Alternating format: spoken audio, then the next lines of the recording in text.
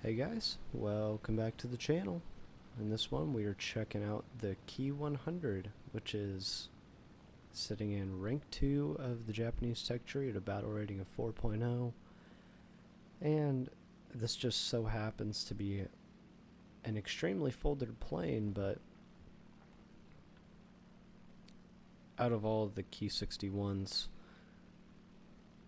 it's quickly becoming one of my favorites to fly. So to start things off, as you can see, it looks just like a Key 61. So I'm assuming it has the same fuselage, but this one has a more powerful radial engine, so that is pretty nice to have. And this match might not work out because my packet loss is at 4%. So that's not good. And also we have a really weird mix of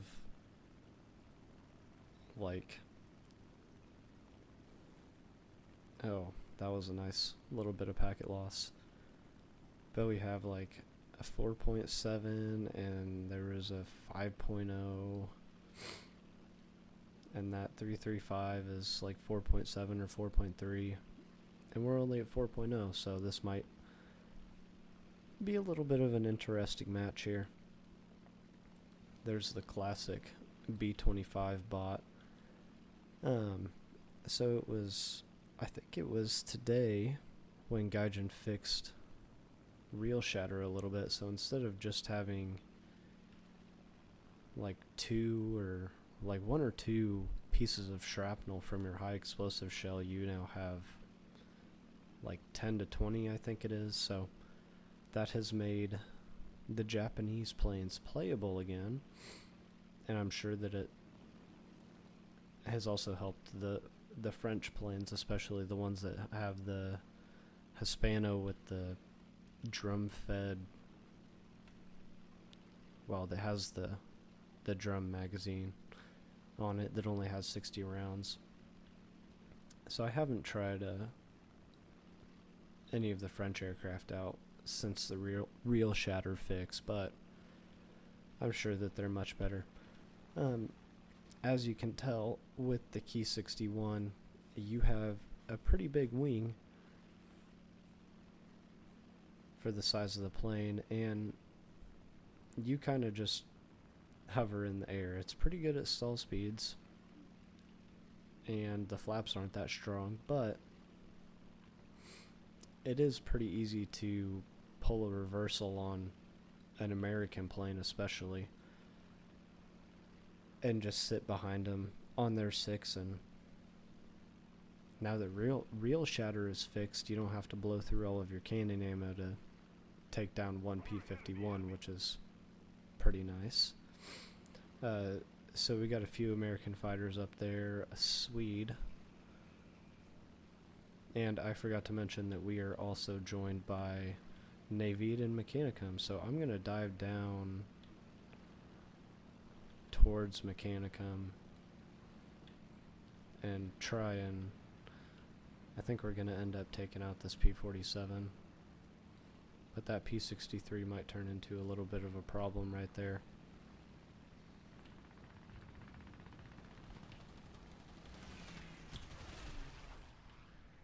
Yeah, as you can see, real shatter has gotten much. Oh my gosh, he just can't get a break in this match. But real shatter has been fixed a little bit, so that has made Air RB a lot more enjoyable to play. So I'm just gonna throttle back and okay. Well, what I was going to do was throttle back right there and not G-lock myself, but I ended up G-locking anyways, which really tends to happen just in Japanese planes overall. So something that I have noticed while flying the Key 100 compared to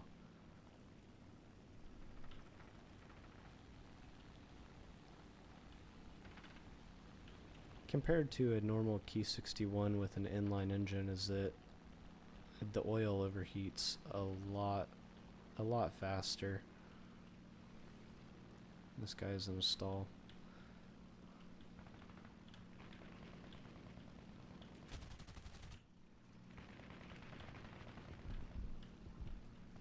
But yeah, as you can see, it's quite nice at stall speeds right there. Just kind of did a little bit of floating. So there's an F4U coming in. Going after who knows who.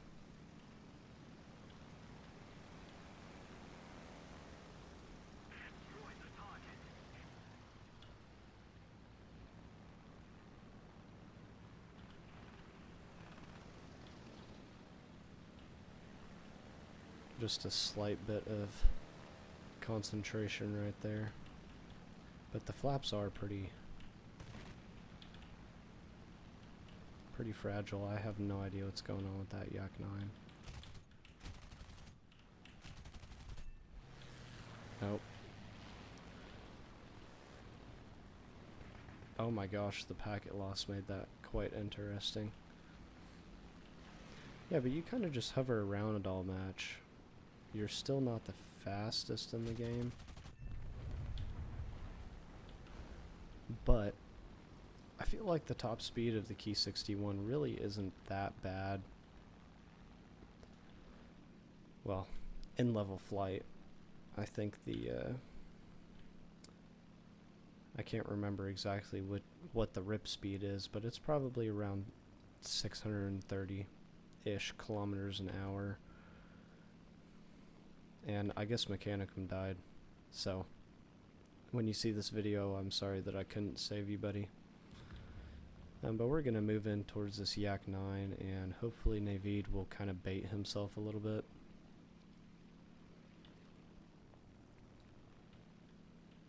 And it would be nice if I could get there before.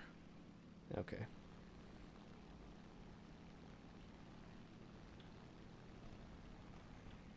Wow. I can't believe the A7M pulled off like that. That was quite interesting. I was kind of thinking that with those guns he would have gone with a full commit for the head-on right there. But as far as front armament goes, you have two 12mm machine guns in the MGs. Whoa. It's pretty late for me. Two 12mm MGs in the wings and two MG 151 cannons that fire through the prop. So, thankfully, the cannons are pretty accurate. I'm sure that you could be more accurate with them if you only shot the MGs or the cannons at one given time, but I do both of them just because I think it sounds cool, and usually I'm just firing short bursts anyway and waiting to see where my tracers are going. So let's check the statistics here. I really hope that those people aren't gonna camp again, but this time I'm not going towards the airfield. Because in the HE162 video, I got close to it and I was like, yeah, I'm just gonna gain some speed up and go towards this plane that's camping, and then, you know, took an anti-air shell to the face. But I'm kind of thinking that that other player is also at that far airfield, so I don't know what that guy's in, but it looks like a 4-engine bomber, although he hasn't dropped any bombs unless it's this guy who thinks he's going to be able to land. But as you guys saw in the gameplay, you basically are a UFO in this plane. You know, it flies just like a Key 61.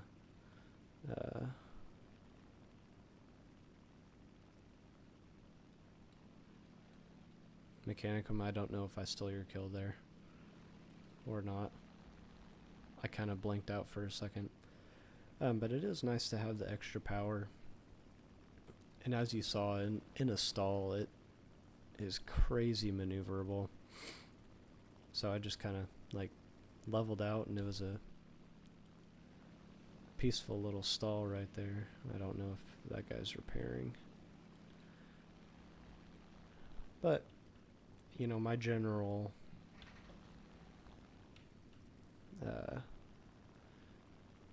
I keep blanking out here. My general tactic with it is to try and bait enemies and pull a reversal on them. Because if they make the mistake of bleeding all of their energy in front of you, like especially American planes, they are not as good at low speeds as the Japanese planes are. So you quite literally just get to hang out behind them and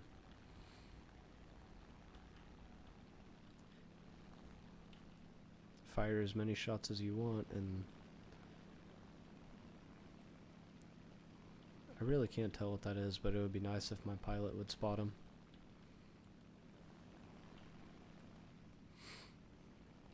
But while I'm thinking about it, as far as rewards go, you're looking at 260% on RP and 165% on Silver Lions. So keep in mind, it is a rank 2. The rewards aren't going to be crazy, like in the 5%, 500% range, like the F9F Cougar, for example. But it is a PE8.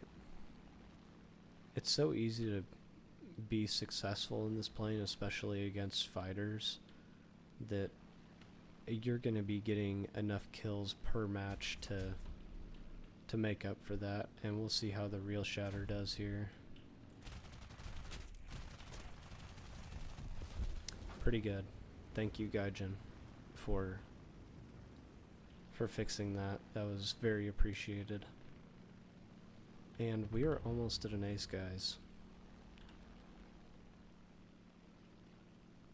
I really don't know how I managed to pull that off while I'm chit-chatting. But I don't think we're going to make it back to base or get the other kills. So we're going to wrap the video up right there, guys. So as always, if you enjoyed watching, leave a like down below. And if you have any War Thunder tips or planes that you want to see me fly, leave them in a comment. And subscribe to the channel to see more of my War Thunder videos. Otherwise, we'll catch you guys in the next one.